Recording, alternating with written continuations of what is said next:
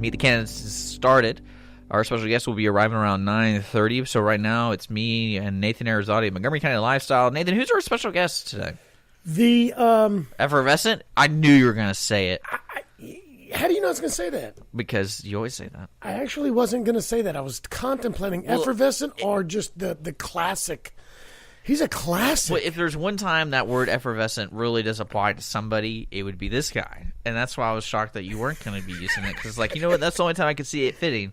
But who is it? Dr. Wally, Walter D. Wilkerson, who is like the classic, the icon of Montgomery County Republican, the effervescent Republican icon, Mr. Conservative.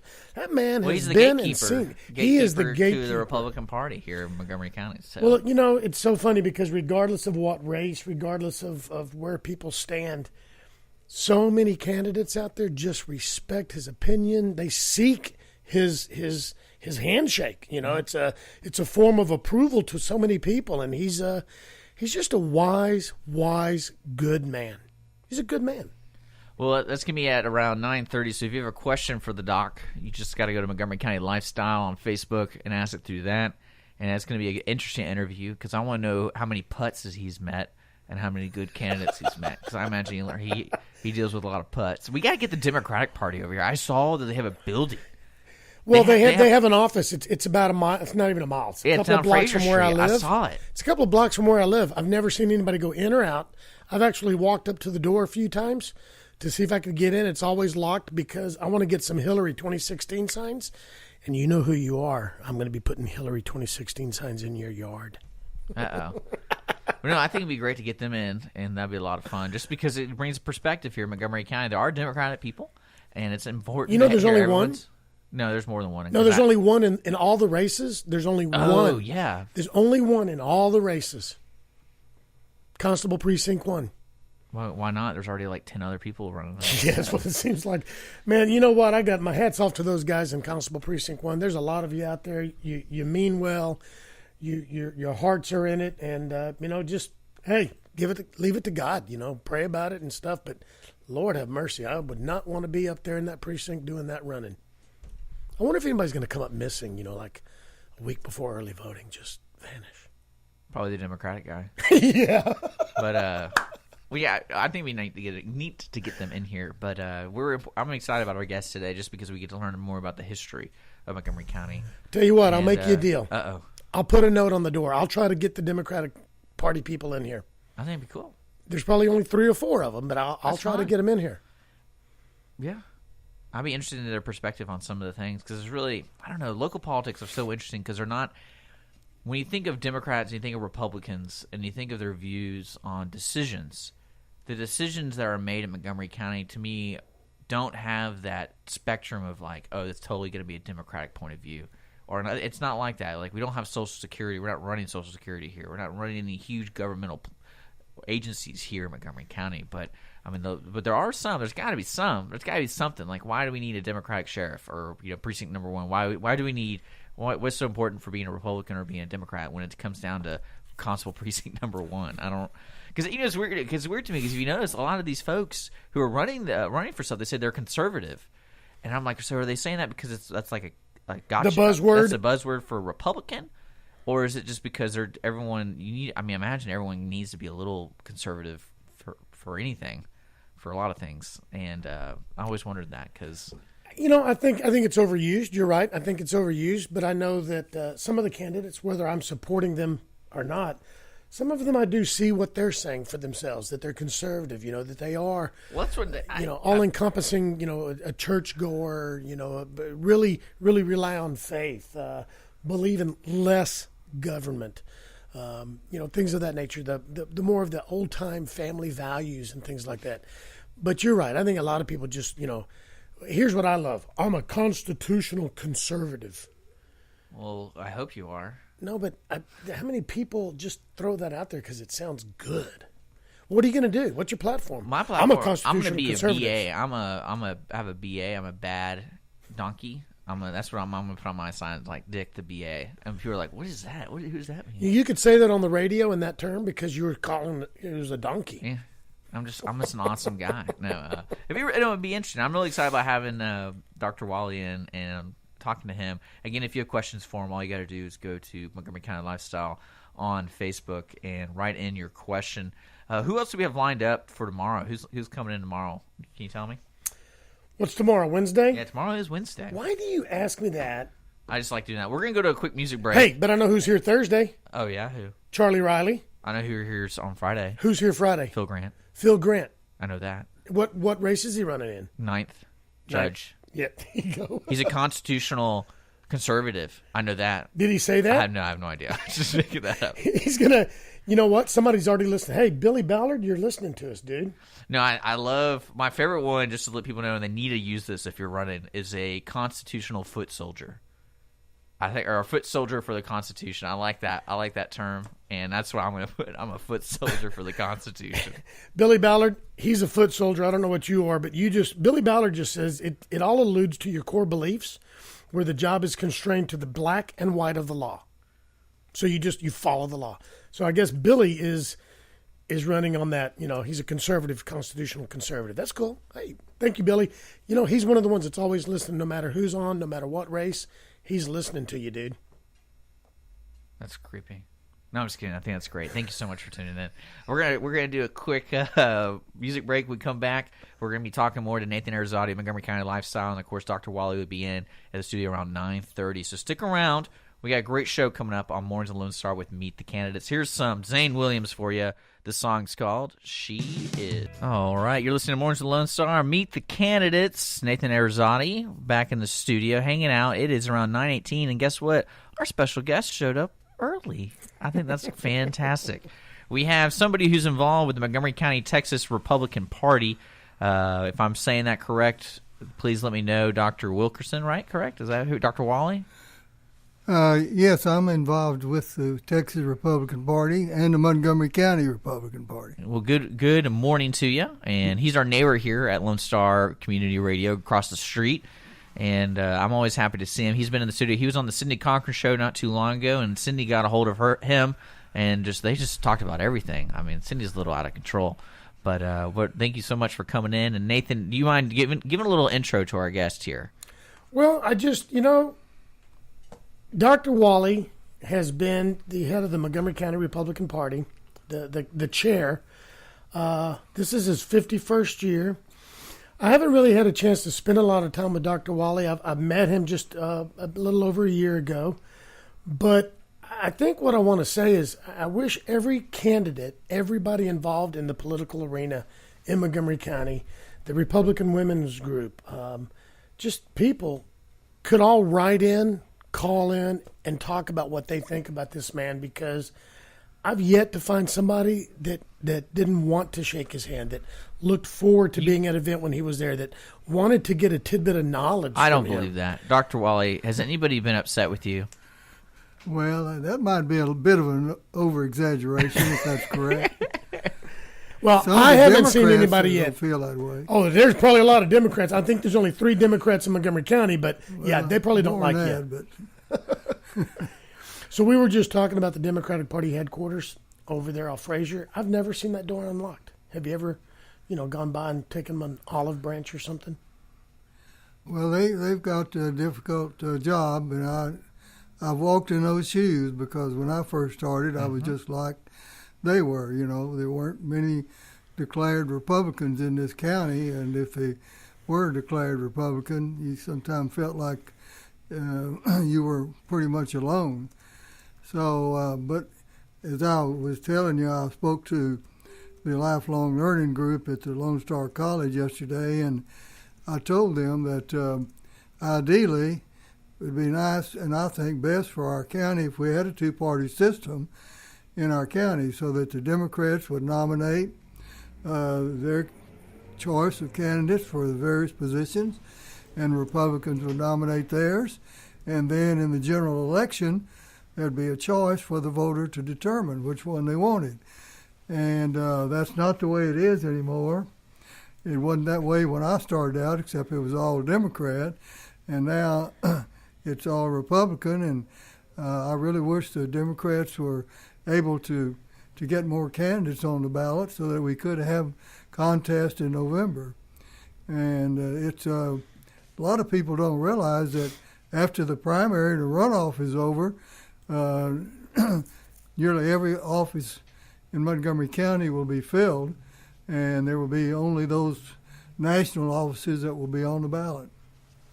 Do you feel that by having more Democrats step up or having people run as Democrats, that maybe they really feel that way anyway, but they think it's a negative, so they're afraid to take that badge? Do you think that would keep or would keep some of the candidates or make some of the candidates more, what am I trying to say, responsible? Do you think it would challenge them? Do you think it would make things a little more, golly, what am I trying to say here?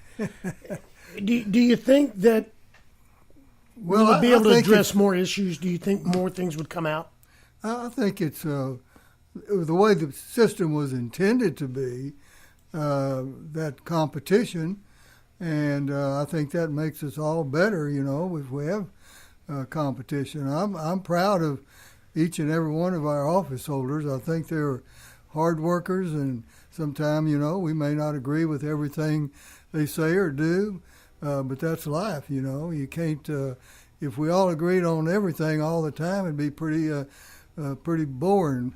Right. So, and then, that's one of the things in politics that a lot of people that just become involved and they just get interested in it, and maybe they're single issue people.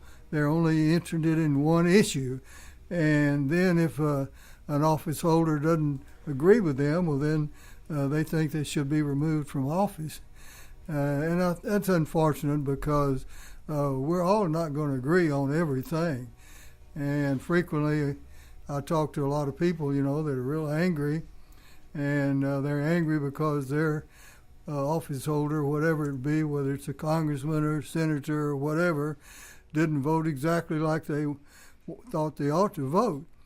And I always use the analogy that I ask them if they're married. Yes, I'm married. Well, do you and your wife agree 100% of the time? Oh, no. I said, well, do you get a divorce over it? And so they say no. Sometimes they'll say, well, that makes sense. A lot of times it doesn't matter, But it is a frustrating experience sometimes when people don't understand the complexities of some of these bills and things.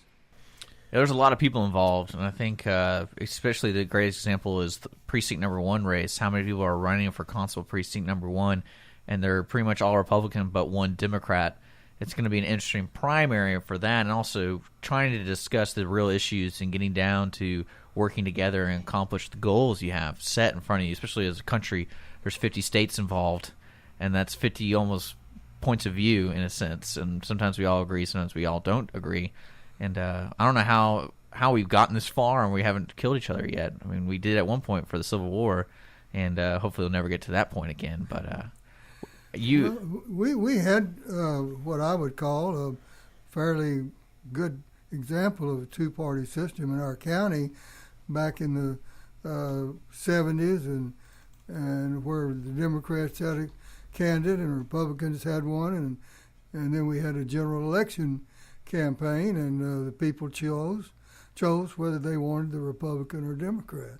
In Constable Precinct 1, that's an example. Of course, there are 6 Republicans and one Democrat, but at least there will be a contest on the ballot in November, other than the president and a few other offices. Yeah, what I was reading, the last time a Democrat presidential candidate won here, it was Lyndon Johnson in 1964. That's correct. And that's for the presidential election. So it kind of gives you an idea of the history of Montgomery County. But at one point it was, like you said. I think that's one of the most interesting things is how looking at how history works is how we can transition. And I was talking to Nathan over here. The younger generation, I don't think they're grasping the idea of a Republican Party and a Democratic Party anymore of what they represent. I think there's too many stigmas with both parties and what they're doing is who to blame for where we are in this country, like the current status of this country. And I'm kind of interested to seeing where the younger generation is going to take political parties. in the future, because I think a lot of people do not want to be associated with these Republican parties, because I know that was kind of a big deal in the past 60 years, is to register yourself as a Republican or as a Democrat so you can vote in the primaries. So what's going to happen when you have a younger voting generation who doesn't even want to acknowledge themselves with a party, so they don't want to even vote in the primaries? And so I'm kind of wondering what would happen in the future of voting. What do you see happening, Dr. Wally, in the future of younger generations? Well, I think we're the Republican Party. We've been organizing high school Republican clubs here in the county, and so far we have 4 clubs, and we found that the high school age student is certainly engaged in a good way and wants to learn more about the system. So it is going to be a process, and as time goes on, as they get older, as they understand why it's important that certain things go on in our government and why some things shouldn't go on, they will become more interested. But it's not just young people that we have trouble convincing to vote. In 2000, in this county, there were over 80,000 registered voters who did not cast a ballot in any election in the year 2000. So that is a discouraging event, and we're doing everything we can to try to prevent that from happening again in 2016. Well, one thing, going back to the high school, a lot of that is driven too by the Republican women groups that are here, right? And different people that are just good advocates of getting involved and getting informed. And I know that I think 2 or 3 groups just came up this year. Magnolia High School, and did Montgomery just start one, or was it Willis? Yes, Montgomery has one. Mm-hmm. Willis has one too, correct? And one in Willis. And we're underway trying to get one started in Conroe High School. Yes, sir. And these youngsters are really eager to learn about the system. And I tell all of our candidates that you need to help support these youngsters and to encourage them, because they are a source of woman power and manpower. If you buy a bunch of pizza and a bunch of soft drinks and get them all together, and they'll go out and knock on doors and do a lot of things that the older people are not interested in doing. And in my opinion too, and tell me if I'm wrong at looking at it this way, by getting them involved in the process early, the Republican group, the Republican Party, you know what? As they grow up and as things in their lives change, if they choose and decide that their values lean more toward maybe the Democratic way of thinking, I think ultimately that's fine. Well, sure. If you instill in them to get involved, to be informed, and to not just go off what their brother says or their neighbor says or what the newspaper says. I think it's all about taking our country back one election at a time, one person at a time, and being involved and standing up for a cause and being respectful of one another. Like you said, there's a lot of people, too, that may not agree. You don't lose friendships over it. You don't get divorced over it. Sometimes you just got to say, you know what, we disagree. Right. Let's be friends. We can disagree, but we don't have to be disagreeable. Exactly. And I find that difficult for some people to understand. There are a lot of angry people out there, and for good reason. Nobody likes what's been going on, and immediate change is not going to happen until the Republicans have a governing majority. And that is, if you have a governing majority, you have a Republican president, you have a Republican House of Representatives, and a Republican Senate. And when you have that, we'll be in a much better position to get things done that we think ought to be done for our country. And we have so many people that are upset, and they think simply the way it is right now, we ought to be able to get these things done, but they tend to forget that the president has a veto pen, and he's already vetoed several things, including defunding Planned Parenthood and defunding Obamacare. All these things were passed by Republicans and sent to the president, and he's vetoed them, as we expected that he would. And do you think that they did that in hopes? I know that and that was a point of contention in the Congressional District 8, Kevin Brady's race. And I'm not asking you to get involved in as far as whether you support him or not, but that was one of the things that he said why he passed and voted for the omnibus bill to fund the military fully for 2 years, because their goal was to come back and try to defund Planned Parenthood, Obamacare. And if he vetoed it, which we knew he would, and everybody knew, that hopefully the general public would get angry and get more upset, and they could grab some more of those Democratic votes. What is your thought on that? Well, I think that's one side of the coin. The other one is some people have already said, oh, that's just a show vote. It didn't mean anything.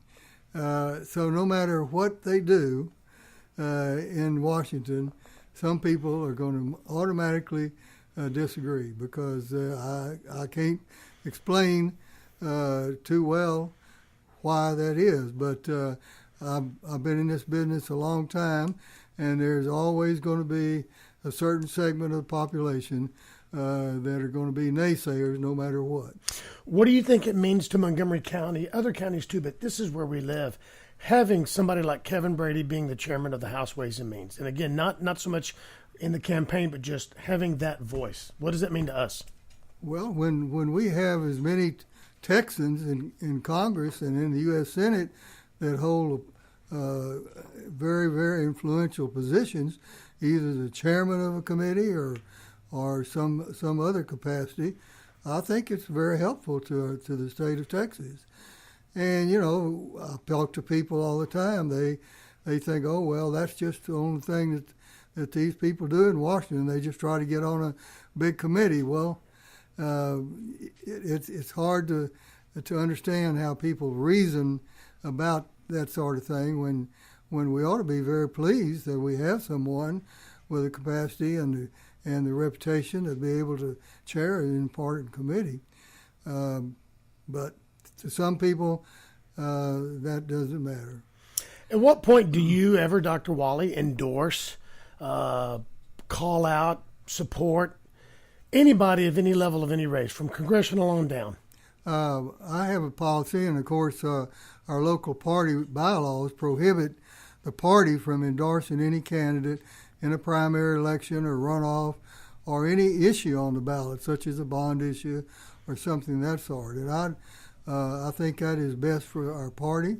Each individual Republican may endorse somebody or work for somebody if they choose. But the party as a whole does not get involved in endorsing candidates in the primary. And a lot of people say, well, why not? And I said, well, in particular for me, when you have a very divisive campaign between two candidates and one loses, and if you happen to have endorsed one of them, you make the others unhappy. So my job is to be able to put it all pieces back together so that we can move into the general election unified. And that's very important this year, as it always is, that Republicans have many choices for president, and some of us are very passionate for or against one of them. But once we've chosen a nominee, we've got to put aside all of that stuff that's talked about during the campaign and get behind our nominee, because we have to have a Republican president if we're going to do anything about changing the direction of our nation. Well, Dr. Wally, we're going to take a quick break, and now when we come back, I guess we're going to still hang out. We got a couple, we got till about 10 o'clock. We're hanging out with Dr. Wally, and we're going to have a good time talking more about Republicans and Democrats, and especially the history in this county. So stick around. I bet you he's got one secret story that he doesn't release often that maybe we can pull it out of him. Maybe. Somebody way back when. Stick around here on Lone Star Net Radio. We got some great music. Here's Justin Van Sant right here with Thank You. That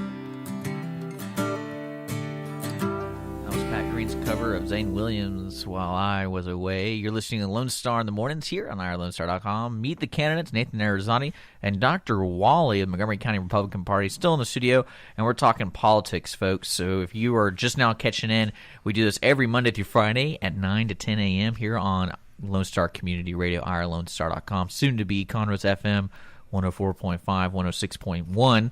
And we're talking politics and leading up to the primary election. Early voting starts is it next week, Nathan? Yeah, 16th. Next week. And then, of course, March 1st for Election Day for the primaries.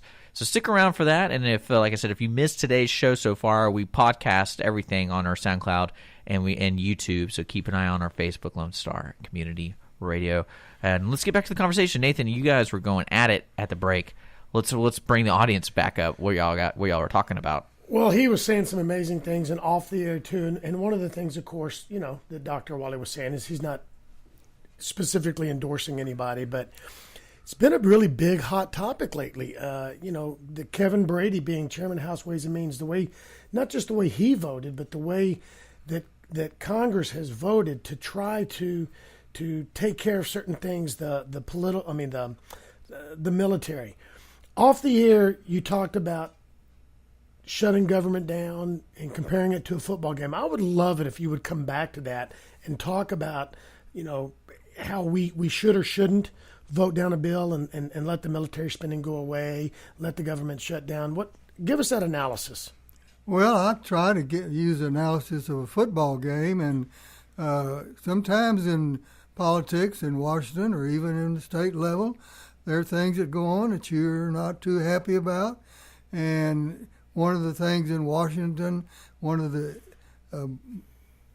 things that some people have said we ought to do is to shut the government down if we don't get what we want. And, that's an alternative. But I sort of compare that to a football game. And if a referee makes a bad call and you don't like it, and you're going to walk off the field and not play the game. So I think we should stay on the field and we should fight for what we believe in and try to get the best we can. I've been criticized many times for saying sometimes you have to take a little of something in order to get something bigger later. You move the ball forward just a bit so that you can move it a lot further later on in a congressional session. And I understand how people feel. They say they want to fight. They want a fighter. They want somebody that'll do whatever it takes to shut the government down. And they think that if we don't vote to fund the military and the Democrats will suffer. Well, the Democrats are never going to suffer on cutting the military because they always want to cut the military. And now we have a situation where we're threatened by ISIS, and our military is at its lowest level in many, many years. And so we cannot afford to underfund our military. So in this omnibus bill, there are a lot of bad things in there, no question about it. And the system of having one huge bill like this is not the way our founding fathers meant for the system to work. And the Speaker, Paul Ryan, has pledged that in the next session we're going to do things like they're supposed to be done, and each committee that has a control over spending on their segment in their committee, then they will vote on how much money should be spent or how much should be cut, and they'll vote individually on these rather than putting it all in one bill and making it so distasteful that a lot of people say, I'm just going to vote against it no matter whether it defunds the military or what. And so I think it'll be a new day in Congress in the next session when Speaker Ryan guides the Congress in going back to the system that it was meant to be, the way it was meant to be run.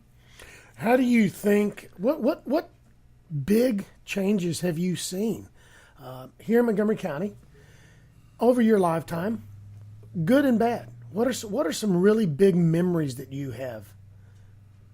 Well, I guess one of the biggest was when we elected our first Republican, and that was in 1978. And after being county chairman for 14 years and fielding candidates, knowing that we probably didn't have much chance to win, but we had a lot of dedicated people in those days that understood that you build a party from the bottom up. You don't build it from the top down. And if all we ever did was to wait until the presidential year to field candidates and hope because of the bigger turnout we might be more successful, that wasn't going to build a party. So we started fielding candidates in 1966, and everybody scoffed at us and said, you're not going to get to first base. And I said, well, until we try, we won't know. And so the first candidates that we fielded in 1966, local candidates, they got just a little under 30% of the vote. So there were people in this county that would vote for Republican candidates, and we just had to keep working at it. So in 1978, there was a woman in South Montgomery County. We ran for constable, and I'm sorry, for JP, and she was elected. So that was a big night for us once we found out that we'd elected our first Republican locally in 103 years. And one of the newspaper reporters asked me, so, well, how do you feel? And being just a young doctor at the time, I said, I feel like I just delivered my first baby. And my wife never has forgiven me for saying that, but that's the way I felt. What do you think? How do you feel? I know that the Tea Party started off as a movement, in my opinion, a movement across America. And then as people didn't get along or get their way, we see it splintered. What is your take on, what do we have, 5, 6, 7, 8 different quote-unquote Tea Parties here in Montgomery County? What do you feel about that? Well, that's a movement that has come and gone in many past elections. And back when I first started, we had what we call the John Birch Society, which was a very, very rigid conservative movement. And over a period of time, that waned and sort of disappeared. I spoke to one of the Tea Party groups years ago when they first started up, and I don't remember exactly what the topic of the speech was, but at the end of it, I said, I was one of the first Tea Party people in Montgomery County. And I could tell by the look on the faces of the people there, they thought, oh, man, what's this guy trying to tell us? And I said, they didn't call us Tea Party people then. They called us Goldwaterites. And we were people who supported Barry Goldwater for president, who was very conservative, a great man, had written a book called The Conscience of a Conservative. And so I was a big and passionate supporter of Barry Goldwater at the time. So this isn't new to the political movement. These things tend to come and go. And I commend the people that are part of the Tea Party system. They feel passionately about their Tea Party, and that's wonderful. But we all have to work together, ultimately, if we're going to be successful. Dick, I know we've got just a few more minutes going on. What are some of the questions? You had some pretty good ideas. We were talking earlier about meeting Dr. Wally and some ideas and questions you had. Anything jump to mind really big? We covered a lot, which is good, and this is going to be a good podcast for those who want to be informed about what's going on, especially on the scale of local politics all the way to world or United States politics. And keeping your core values close to your chest throughout your years, would you say, you personally, Dr. Wally, have you changed at all? Oh, sure. I was a pretty rigid, hardcore conservative, but there's one thing I learned over a period of taking election defeats, that there's no substitute for winning elections. And sometimes, some elections, you have to bend just a little bit in order to get your candidate elected. And as long as you don't desert your base values and principles, I think that's what you have to do sometime. Now, people will argue with me about that and say, oh, you got to stick to your guns and so forth, and I'm all for that. But if you don't win elections, you can't influence public policy. So after a while, I learned that fact.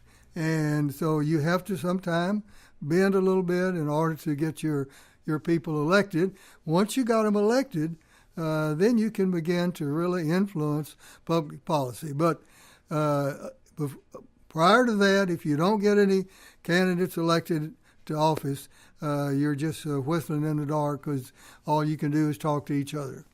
Thank you so much for coming in and being part of Meet the Candidates here on Mornings of the Lone Star. I hope you have an enjoyable rest of the day. It's going to be a beautiful day in Montgomery County. I want to let everyone know tomorrow we're going to have Kim Franklin. Kim Franklin, candidate for Constable Precinct 1, will be the guest. Yes, sir. And that's going to be at 9 o'clock. So stick around. Right now, we got the Cindy Cochran Show coming up. If you didn't know, the musical production of the producers put on by Stage Right is opening, I believe, this weekend. And they're going to be the special guests on the Cindy Cochran Show. So stick around here on Lone Star Internet Radio. Lone Star Community Radio that's the new name. I need to get that down. Lone Star Community Radio. Thanks for checking in with us. We'll be back with the Cindy Cochran Show shortly. Thank you for checking out a podcast on Lone Star Internet Radio. Lone Star Internet Radio is Montgomery County's community radio station, broadcasting from the heart of Conroe, Texas. If you are interested in sponsoring a program for Lone Star Internet Radio, just visit us online at irlonestar.com. or message us on Facebook. We are always taking song requests on Twitter, and if you are interested in getting involved with the station by either hosting your own show or if you want to be a DJ, just contact Dick at irlonestar.com. Lone Star Internet Radio, Montgomery County's community radio station.